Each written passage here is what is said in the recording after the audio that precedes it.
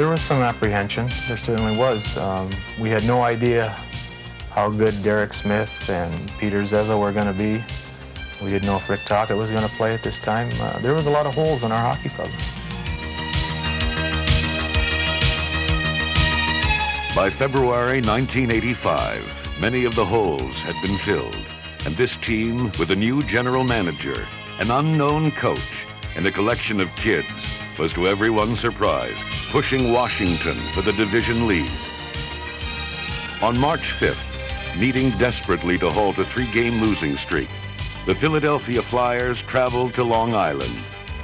As shown on television, a win against their old nemesis was vital for the confidence of this young team. Circles out one way, looks left, gets it on House stick, and he'll come to center ice, chased by LaFontaine. Through off the body of Prop into the zone. Pulling right out in front, he scores! Davey Pullen scores at 2:18 of overtime.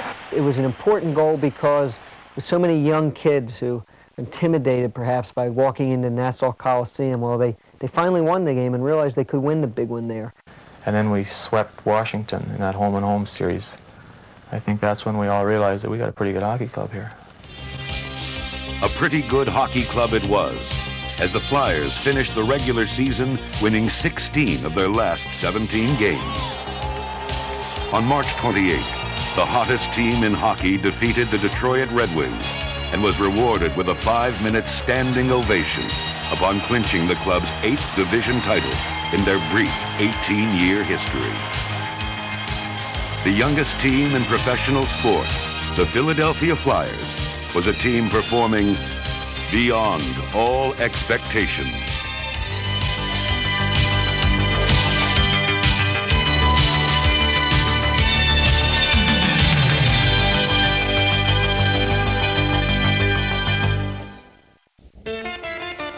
New coach Mike Keenan took a team with 10 players under the age of 22 and won more games and scored more points than any team in the National Hockey League. In front of the best goaltender in hockey, Pelle Lindbergh, Keenan and the Flyers showered the Spectrum with a new club record for victories on their way to the Patrick Division title. Despite their remarkable accomplishments during the regular season, the bitter taste of recent playoff failures was rekindled by the press. The Rangers, the previous year's spoilers, were the first opponent. The Flyer faithful were anything but skeptics. Let's go, Flyers! Tonight is revenge. Tonight is revenge. Get out the broom. We're going to sweep. Oh, Flyers, of course. Can't get a ticket to this one.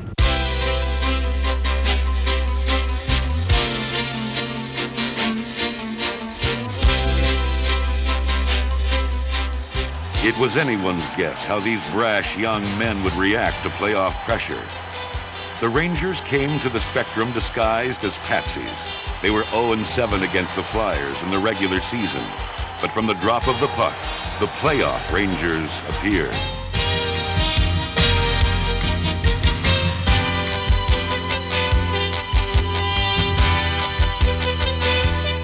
Despite the New Yorkers' best efforts, the Flyers' defense, ranked second during the regular season, forced Ranger mistakes.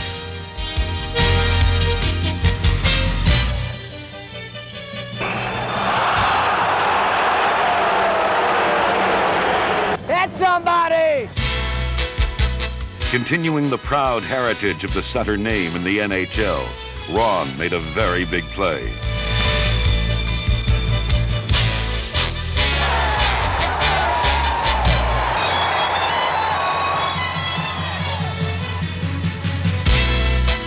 Poulin to Prop to McCrimmon, and it was 2-0 Flyers. Philadelphia scored again, but the Rangers scored twice, then tied it on a fluke goal that had jinx written all over it. After 54 goal scorer Tim Kerr put the Flyers up 4-3. The Rangers scored with only 26 seconds left. And ghosts from April's past seemed to fill the Spectrum. This young team showed its overtime character, outshooting New York 9-1.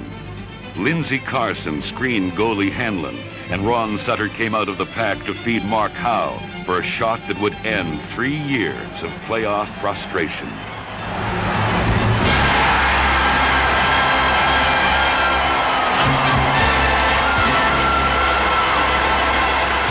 And the Flyers suddenly had a new theme song.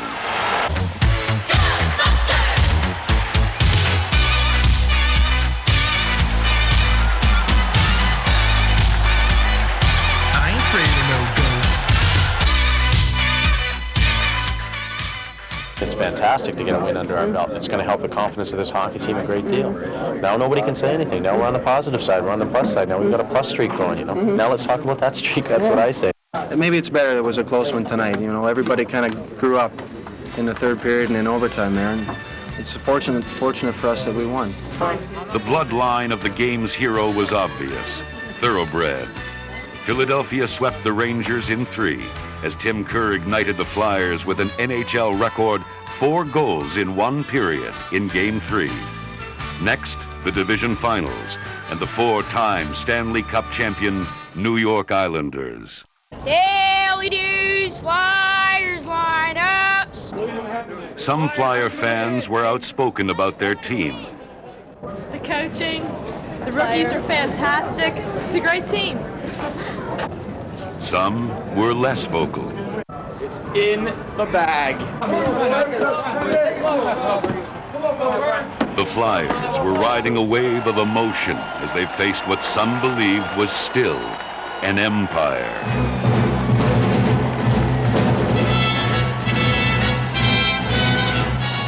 Darth Vader was there.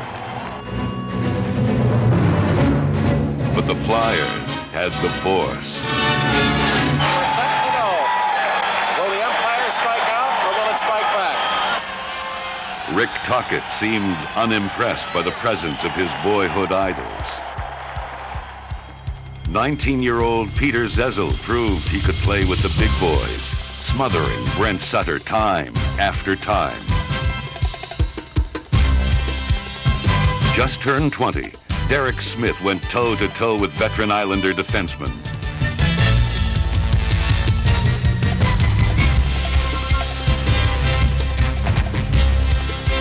All-star Mark Howe had Pat LaFontaine swimming on ice.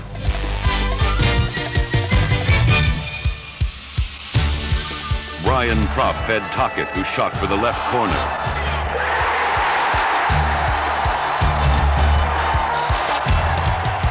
It was Rick's first playoff goal ever. Defensive rock of Gibraltar, Brad Marsh, frisked Mike Bossy, turning him inside out and empty. Lindbergh was looking as lonely as the Maytag repairman behind near-perfect defensive play. Philadelphia's number 10 defenseman Brad McCrimmon led the Flyers during the regular season with a plus 52 rating. It was still a close game when Propp's breakaway gave Tim Kerr a good chance from close in.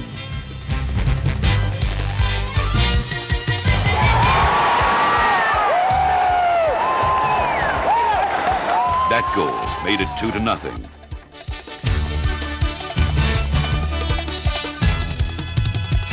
The Islanders tried to make their point a different way, but the Flyers weren't buying.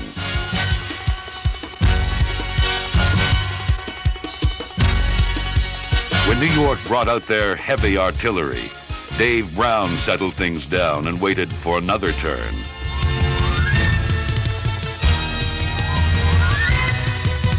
The physical game continued until someone very big and very strong told New York's Paul Boutelier to behave. Pelly had a shutout going and just wanted to play hockey. Ron Sutter, one of the league's top defensive forwards, was masterful in blanketing Brian Trottier. And when Tocchet stole a Dennis Potvin pass, Ron was there to capitalize on the opportunity.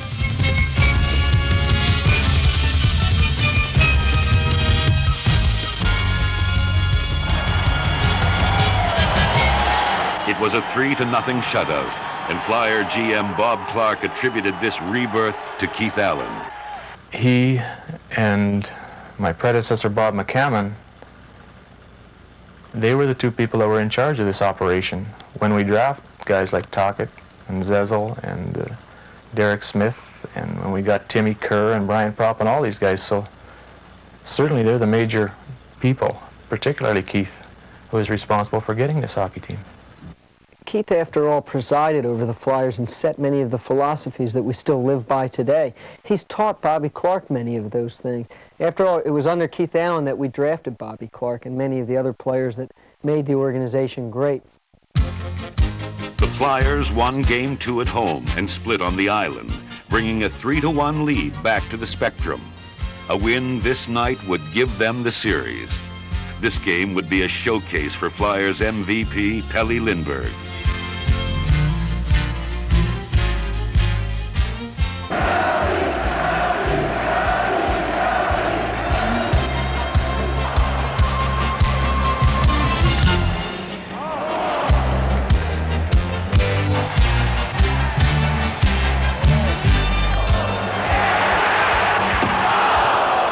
The Islanders were desperate and the speed of play accelerated.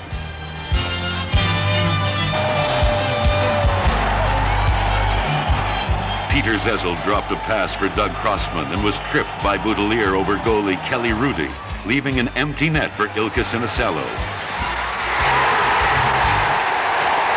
It was to be the game's only goal, and for Pelle, another shutout. And for now, the Empire was dead.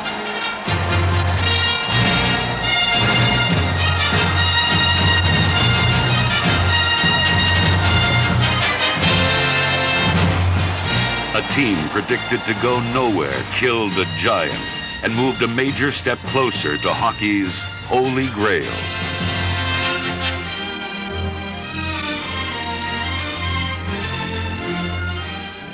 That's a tremendous feat for a very young club. When you play a heavyweight, you have to knock them out. There's no decisions. Every time you try to give a reason why, it sounds like you're giving an excuse, and there are no excuses. When you get your opportunities, you got to put them away. Mike never wants us to give up, never. If someone's playing bad, he'll have a good talk with them and say, you know, we got to get you going or whatever, and he'll give us confidence at that, and I think that's what makes a team. The name Mike Keenan had become front-page hockey news. I think he's a great motivator. I think he demands a lot from his players, and I think they show their respect for him by their performance. What he demands, they give him. And I think he's very interested in the players as people, and that comes across to the players, and I think that, again, that's another reason why they like and respect him. The Nordiques shocked the powerful Montreal Canadiens to move up to the Wales Conference Championship Series against the surprising Flyers.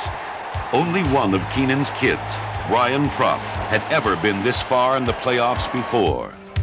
Philadelphia won one of the first two games in Quebec and came home for Game 3. The Nordiques, often known for their stylish skating and playmaking, decided to play a different kind of game.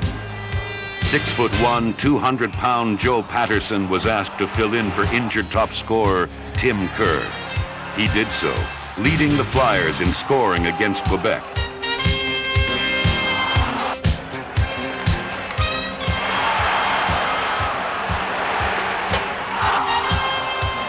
Flyers fans had seen enough. So had Rick Tockett.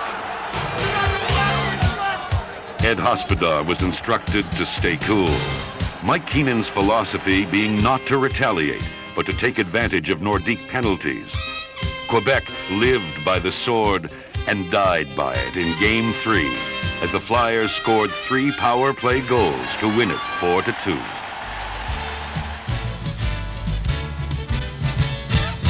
Despite a great effort by number 26, Brian Propp, the defense and Pelle had a rare off night, and Quebec won Game 4, evening the series at 2 games apiece. It was the most disheartening defeat of the season, as Ashby Trophy winner Brad McCrimmon was lost for the remainder of the playoffs with a severely separated shoulder.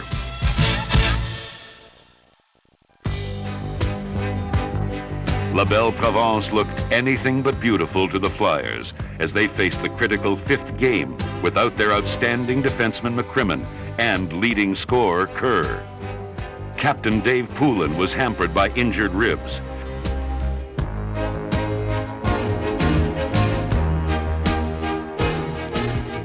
Pele was magnificent, but the Flyers found themselves 2 men short in the second period.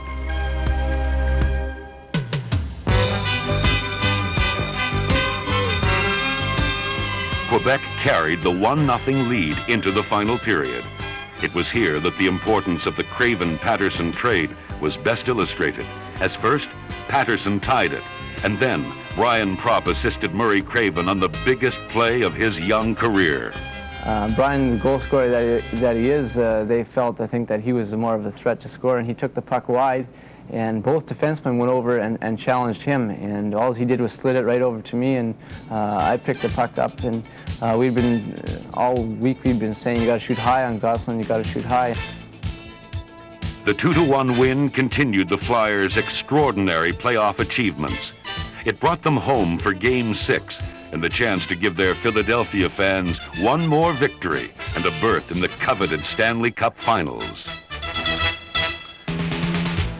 Charting line changes and opponents' tendencies is the job of one of the unsung heroes in the Flyer coaching family, assistant coach E.J. McGuire.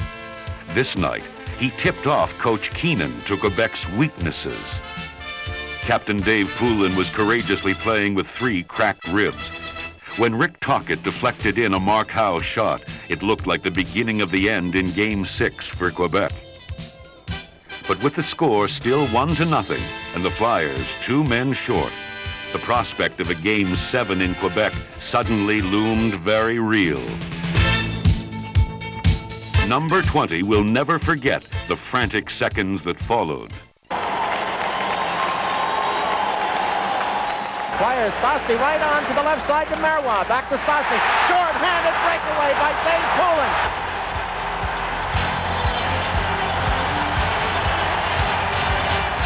He's gone right on in. Shoot! Score!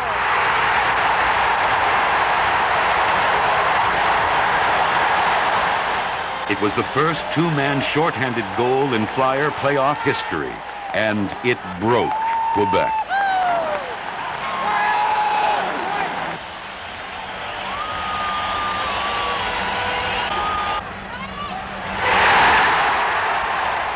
Doug Crossman's power play goal in the final period finished off Lindbergh's 3rd playoff shutout. Philly fans took the time to say goodbye to Quebec as the Flyers advanced to the highest level of NHL competition for the 5th time in the last 12 years. The Prince of Wales trophy rightfully belonged to the Philadelphia Flyers. Pele hugged injured Brad McCrimmon, who had been voted the team's best defenseman during the season, and who was now lost for the finals. The Flyers had reached the summit of professional hockey, the Stanley Cup Finals.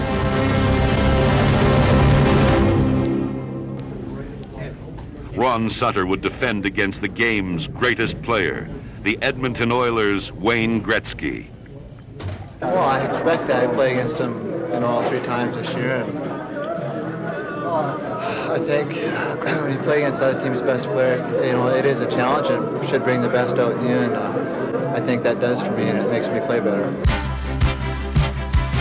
Hockey's ultimate series was about to begin. This crowd here is wired. They're really starting it now, and you can just sense playoff atmosphere as Flyers coming out of their room. They should be heading the ice, and I won't have to tell you when.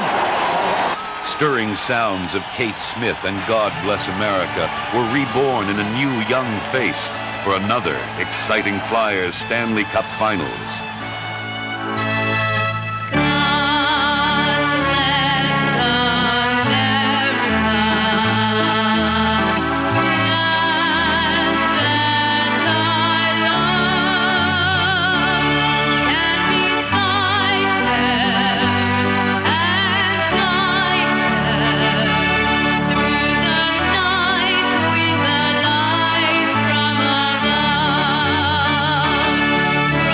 From the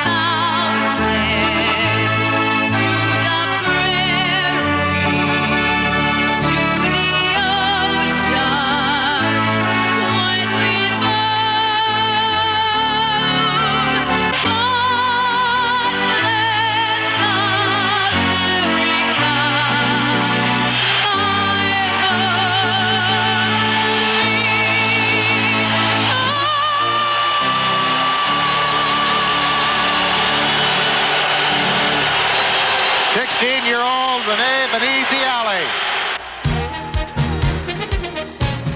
The defending champion Edmonton Oilers came to the Spectrum having lost but 2 playoff games in 1985. Stars with glittering credentials filled their lineup. The Great One crossed the blue line but had no one to pass to. Mike Keenan's plan was to cut off the passing lanes, making the rink smaller for the freewheeling Oilers. Rick Tocchet smothered Jari Kurri. Derek Smith shut down Krzyzewski. And Peter Zezel took care of Napier. Young men living out their dream to play with the best in the Stanley Cup Finals. Ron Sutter handled Gretzky and had time to force a power play.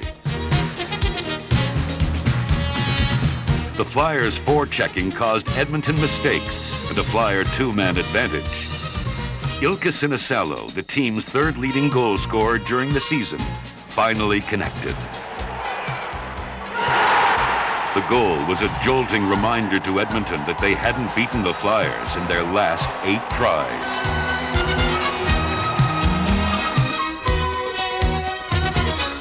Miro Dvorak and Thomas Eriksson filled in for Brad McCrimmon, and Lindbergh again was on fire. When Murray Craven forced a Paul Coffey mistake, Ron Sutter displayed a stunning piece of offense.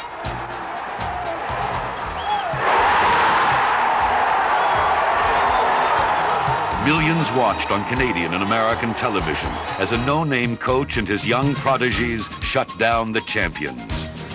Thanks to Pat Croce, the Flyers' physical conditioning coach, Tim Kerr's injured knee was strong enough to keep him in another critical playoff game. Flyers owner Ed Snyder had to like what he saw as his young team went on to win Game 1, 4-1. Edmonton showed their championship caliber as they came back to win a close one in Game 2. And now, the patched-up Flyers offense had to run on a bigger, faster track in Edmonton. Facing the most productive offense in NHL history, the Flyers lost Game 3 and 4 by close margins. Hockey's greatest player, Wayne Gretzky, caught fire and was simply too much for the young Flyers. In Game 5, Bob Froese valiantly filled in for injured Pelle Lindbergh, but Paul Coffey and the revved-up Oilers raced to a 7-1 lead. Still, the Flyers refused to quit. They set one last goal to win the final period. Inspired by Rich Sutter, they showed their character once again, outscoring Edmonton 2-1. The Oilers retained the cup, but the youthful Flyers' proud achievements could not be diminished. The National Hockey League's award ceremony provided the Flyers with a fitting end to their brilliant season. The NHL's Coach of the Year award was no surprise. Mike Keenan.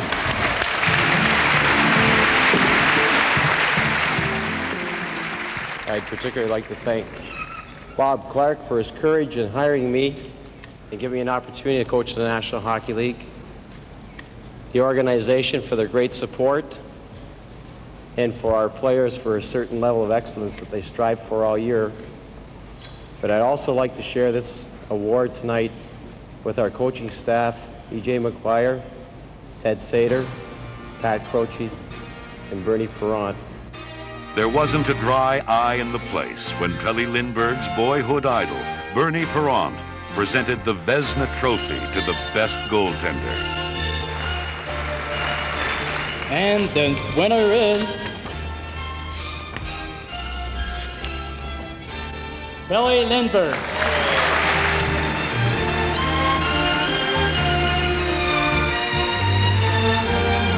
First of all, I want to thank my teammates. Without them, this wouldn't be possible. But the man I really want to thank tonight is the guy standing to the left of me, Bernie Perrant. He told me everything I know about to play about hockey in America. Thank you, Bernie. It was a magnificent blend of youth, experience, and hard work that enabled this team to rise beyond all expectations to the brink of the Stanley Cup. The lessons learned may help them to drink from it in the years to come.